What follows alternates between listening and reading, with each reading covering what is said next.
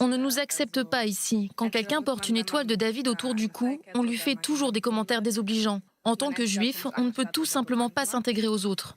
La hausse de l'antisémitisme en Allemagne pousse de plus en plus de juifs à quitter le pays. Parmi eux, des adolescents âgés de 14 à 16 ans qui partent seuls, sans leurs parents. Golda a 15 ans. Elle fait partie de ces 25 jeunes Allemands qui partiront en Israël cet automne pour poursuivre leur scolarité au lycée, dans le cadre d'un programme conjoint du ministre israélien de l'Éducation et de l'agence juive. Sa mère, Evelyne, restera en Allemagne, pour le moment. Je ne crois pas que les jeunes juifs aient vraiment un avenir ici en Allemagne. Ça ne s'annonce pas simple et j'espère que ça changera. Je ne perds pas espoir pour que les hommes politiques trouvent une solution pour que nous ne soyons pas tous obligés de partir. Mais malheureusement, pour le moment, je sens que nous n'avons pas d'avenir ici.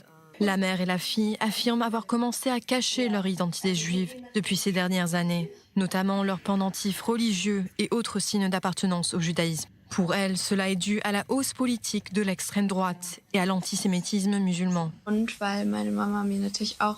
Ma mère me dit souvent qu'elle aimerait aussi aller vivre en Israël un jour à cause de l'antisémitisme. Elle ne veut pas rester toute sa vie dans cette Allemagne-là. Donc c'est plus simple que je parte la première. Chaque année, 600 adolescents des 4 coins du monde participent au programme Naale. Mais le nombre de participants allemands a doublé au cours de ces 6 dernières années. 90% d'entre eux restent en Israël.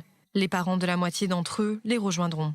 Je crois que c'est parce que la situation en Allemagne a changé. Les étudiants ressentent beaucoup plus l'antisémitisme, surtout à l'école, et pas seulement de la part des autres élèves, mais aussi des professeurs. Et c'est comme ça dans tout le pays.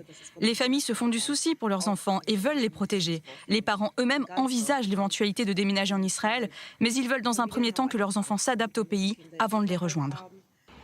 Jamela a 14 ans. Elle a été victime d'antisémitisme. Elle partira elle aussi en Israël en septembre prochain.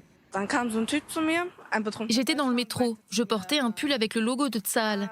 Un homme ivre est venu me voir et a commencé à me parler d'expulsion et d'implantation. Au début, je ne comprenais pas de quoi il parlait et c'est après que je me suis rendu compte qu'il parlait de Palestine. Il n'arrêtait pas de me dire qu'Israël, c'est de la merde. Un homme à côté de moi lui a dit de me laisser tranquille, mais l'autre n'a fait que parler plus fort. J'étais choquée. À l'école aussi, ses professeurs ont signalé à tous ses camarades de classe qu'elle était juive.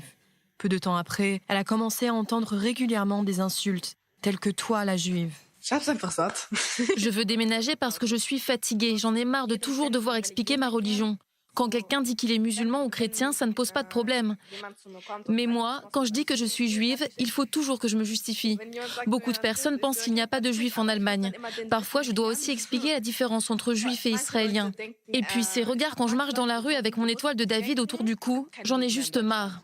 La fuite des juifs d'Allemagne peut-elle être évitée? Les familles en doutent sérieusement. Il faut que quelque chose change, même si elles ne savent pas exactement comment. Mais une chose est certaine, les paroles vides de sens ne suffisent plus.